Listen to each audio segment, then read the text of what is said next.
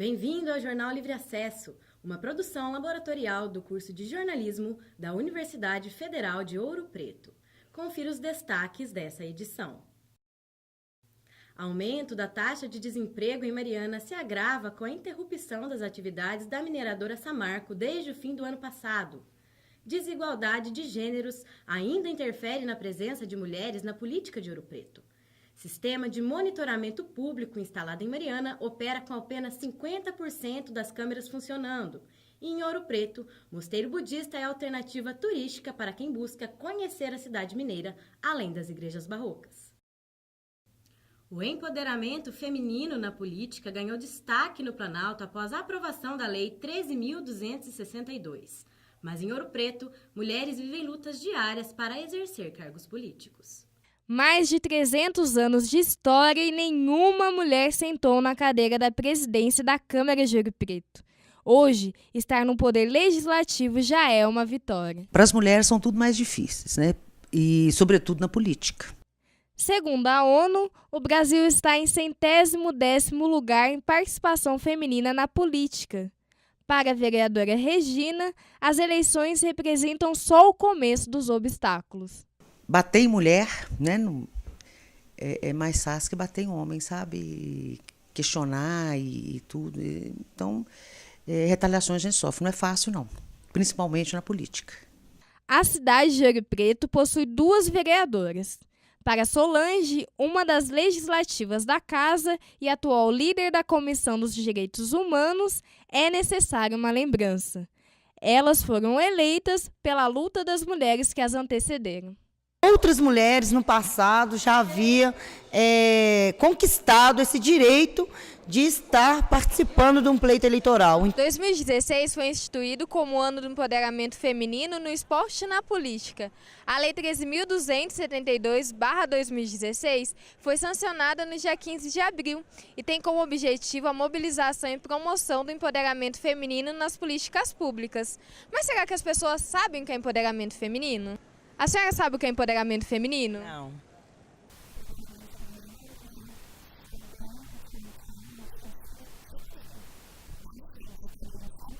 A professora universitária e pesquisadora de gênero e sexualidade, Jussara de Cássia, acredita que uma das ações que contribuem para o empoderamento feminino são as cotas afirmativas. Ela explica que o termo é muito amplo, mas tem seus eixos principais. Que é essa necessidade de que a mulher se torne consciente, né, dos seus direitos, né, se torne consciente da necessidade da sua participação enquanto cidadã, enquanto sujeito político e, sobretudo, coletivamente consiga se organizar para colocar suas reivindicações e as suas bandeiras na agenda política. Cerca de um mês antes do seu afastamento, a presidenta Dilma Rousseff sancionou a lei que promove a igualdade de gênero. Foi um passo a nível nacional para se discutir a questão. A necessidade urgente de mais mulheres na política para que nós possamos ser representadas. A Câmara de Vereadores de Mariana aprovou o projeto de lei número 43, que cria a parada segura para mulheres. A proposta consiste na parada obrigatória do transporte público em qualquer local, após as 21 horas. O projeto segue para ser sancionado pelo Executivo. O curso de jornalismo da UFOP realizou a primeira ação do grupo Resistir é Preciso. A atividade questiona o atual cenário político através de performances e debates. Há 8 anos, a Guarda Municipal de Mariana instalou câmeras de monitoramento pela cidade. O objetivo é melhorar as condições de segurança da população.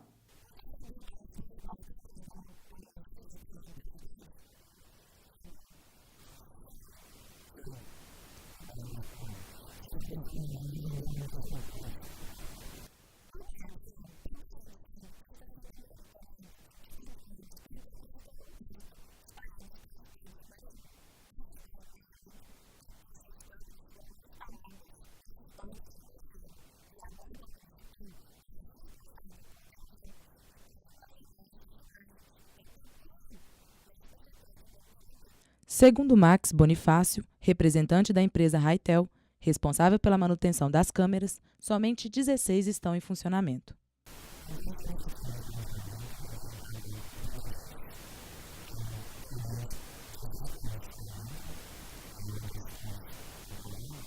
De acordo com o secretário de Defesa Social de Mariana, Tenente Brás, as imagens podem ser disponibilizadas quando necessário ao cidadão.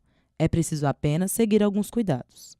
E se caso exista alguma necessidade, algum delito, alguma infração e o pessoal faça a reclamação, nós checamos essas imagens e depois o delegado solicita, através de ofício, o fornecimento dessa cópia das imagens, para acompanhar o inquérito policial.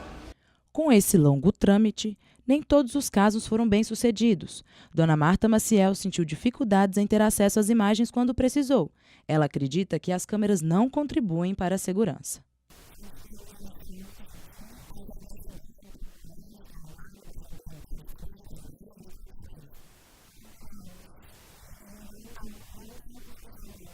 O secretário de Defesa Social argumenta que, apesar das imagens serem feitas em vias públicas, há um cuidado com o fornecimento das gravações.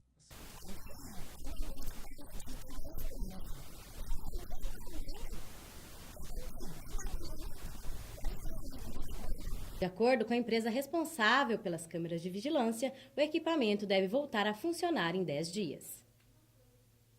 A Samarco apresentou um projeto para a construção de um novo dique no subdistrito de Bento Rodrigues, em Mariana.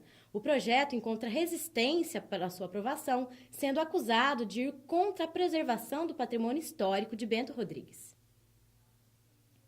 Confira no próximo bloco. Mosteiro Budista em Ouro Preto é uma boa alternativa turística aos visitantes da cidade. E taxa de desemprego em Mariana chega a 23% e pode aumentar com a queda de arrecadação das mineradoras. Mariana recebeu 67 milhões para reformas dos seus patrimônios pelo PAC Cidades Históricas, a maior verba destinada para esta finalidade no estado. Os primeiros monumentos revitalizados são a Igreja da Sé, com obra iniciada em janeiro deste ano, e Igreja do Rosário. Ainda não foram informados os outros 17 prédios que vão ser reformados. Ouro Preto é uma cidade histórica e turística. O que poucos conhecem são os atrativos além dos monumentos católicos. O Mosteiro Zen Budista Pico dos Raios é uma alternativa para o turismo. O mosteiro fica no início do Morro São Sebastião e presenteia seus visitantes com uma vista panorâmica da antiga Vila Rica. De um lado, o Pico Itacolumi, do outro, o Parque das Andorinhas. Bem característico assim, né, nos mosteiros zen budistas terem um jardim japonês, né, um jardim zen. E aí normalmente é feito com pedras, né, um pouco mais claras, com umas pedras mais sobressalentes assim, né, e aí essas pedras representam montanhas, assim, né? Então, mas aqui é só uma representação, assim, né? No centro tem as pegadas de Buda, né? Aqui é o Idasonten, que seria o guardião, né, de Buda, nos monges. Segundo o monge Ryosen, quando há retiro, a comunicação dentro do mosteiro acontece através de sinos, ram, upan e tambor. Os instrumentos são tocados conforme a programação do dia. Normalmente, quando tem essa escultura de Buda sentado em cima do leão, representa o Zendô. Quando comemos e bebemos, rezamos juntos com todos os seres. Comer a alegria do Zen para ficarmos cheios da felicidade do Dharma.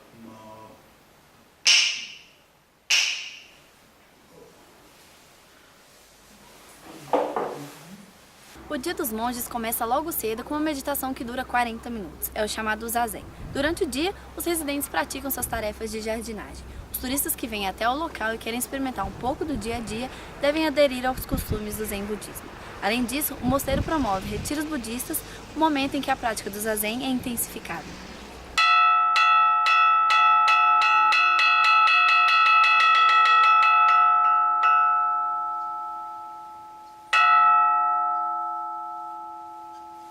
O índice de visitação ao mosteiro caiu muito. Com a falta de procura pelo espaço, sua manutenção fica cada dia mais difícil.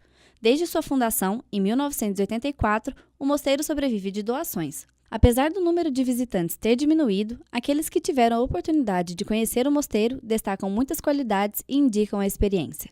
Quando me falaram que tinha um mosteiro budista em Ouro Preto, eu fiquei muito curiosa de ir. E lá realmente eu encontrei a paz, eu encontrei A presença de Deus é completamente diferente da nossa realidade, que a gente não imagina que está tão próximo, né? Eu sempre tive muita curiosidade de conhecer, então foi muito bom eu ir para lá, ter esse contato e me apaixonar, porque eu sempre fiquei meio perdida, não sabia que religião era, e eu me identifiquei muito com o budismo, encontrei a paz interior. Começou no dia 2 a programação do Ponto Volante de Cultura, especial de férias do SESI Mariana. Até o dia 29 de julho vão ser oferecidas várias atividades, como jogos de tabuleiro, filmes e oficinas. Toda a programação é gratuita e acontece na Praça Gomes Freire, no centro de Mariana. Em um momento de crise econômica e com a queda do preço do minério, o desemprego vem afetando diretamente a região dos Inconfidentes, especialmente a cidade de Mariana. Após 8 meses do rompimento da barragem da Samarco, Mariana apresenta índices preocupantes de desemprego. Preocupados com a situação, sindicatos de diversos segmentos da cidade vêm mobilizando manifestações em defesa do emprego. O desemprego, né, como a gente vem falando, ele não ataca só os trabalhadores e suas famílias. Ele ataca o comércio da cidade, ataca as cidades mineradoras e vem atacando também a universidade.